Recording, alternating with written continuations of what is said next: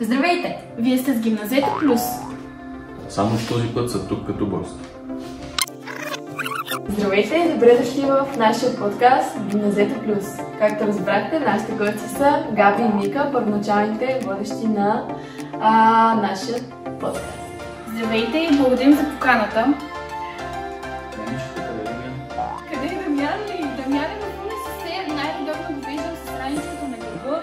Учи редовно момчето и е много организиран, праща на много ползове да гледа това клипче и пожелава много успех в това, което е започнал.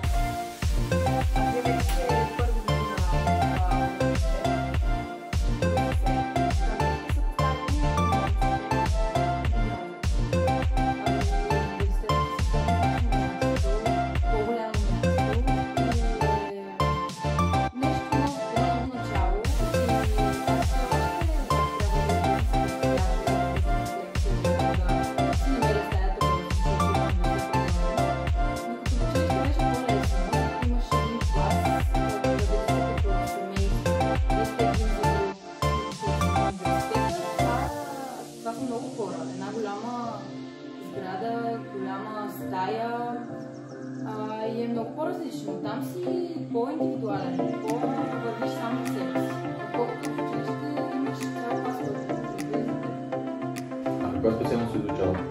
И двете с Габи учим медии и журналистика в УНСС и много се радваме, че сме заедно, защото това е голям плюс за нас двете. А къде също вие по-трудно?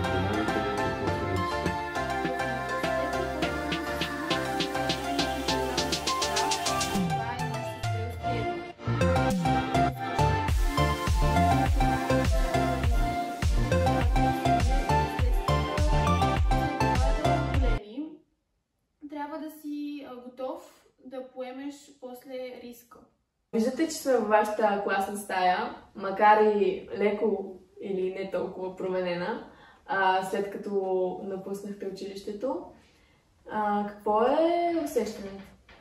Ами тя е изключително променена, тя няма нищо общо с преди, но чувството, когато влезеш в своята собствена класна стая е същото. Чувстваш се вкъщи, чувстваш се на място и връщаш спомени, за които ти цяло лято не си се сещала. Аз лично, когато влязох и се сетих за всичките забавни моменти, които сме имали и всички неща, които сме правили тези 5 години. Тук сме имали както забавни, така и тъжни моменти. Абсолютно всичко се връща. Чуваш смеха в ушите, чуваш всички караници, които сме имали, емоциите и просто е прекрасно. Чувстваш се наистина у дома и на топло.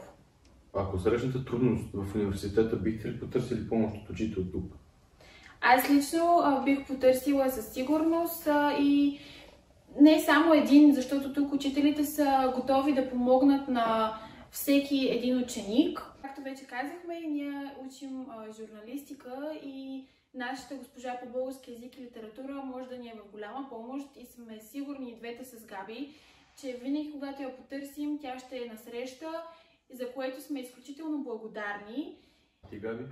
Ами ето още една разлика между университета и гимназията. В гимназията наистина можеш да намериш подкрепа от учител или когато имаш някакъв проблем, ти да се обърнеш към него, докато в университета тази близост и това цялото нещо го няма. Там, както и Мика, както и аз казах, си строго индивидуален. Има голяма бариера между учител и ученик, това не е лошо, но когато учениците усещат близостта, е много по-лесно за тях и много по-добре се чувстват в тази обстановка.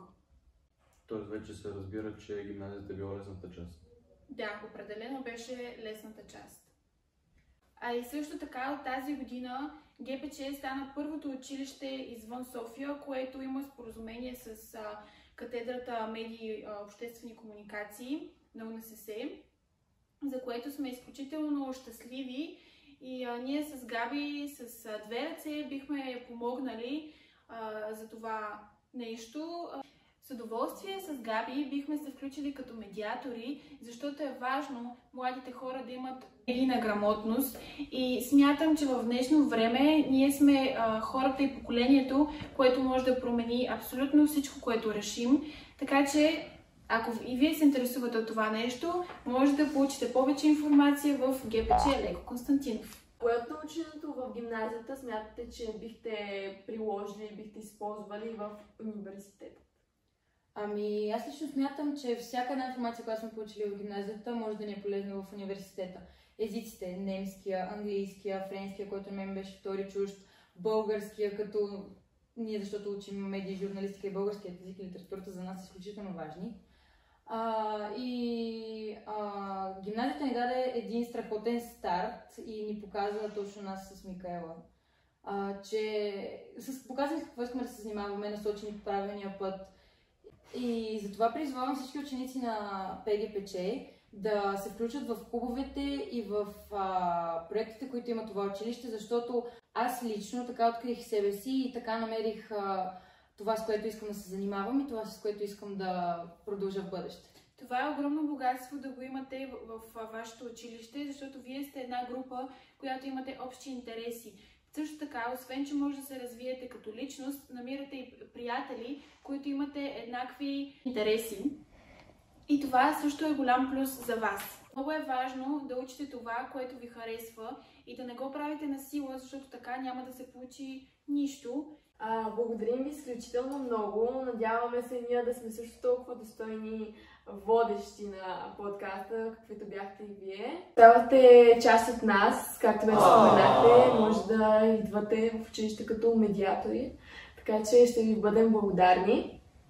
А сега вие може да се абонирате, последвате и харесате видеото. Това бяха нашите гости днес, а сега може да гледате играта, която измислихме специално за тях, като бивши възпитанички, за да проверим колко добре помнят техните учители. Нея може да намерите в TikTok, като играта се състои от това ние казваме дадени реплики за всеки учител и те трябва да познаят на кой учител са тези реплики. Сме изключително радостни, че всъщност профилите на ПГПЧ се развиват толкова добре. Имате вече профили в TikTok, и в Instagram, и в Facebook. Вие сте навсякъде. А ние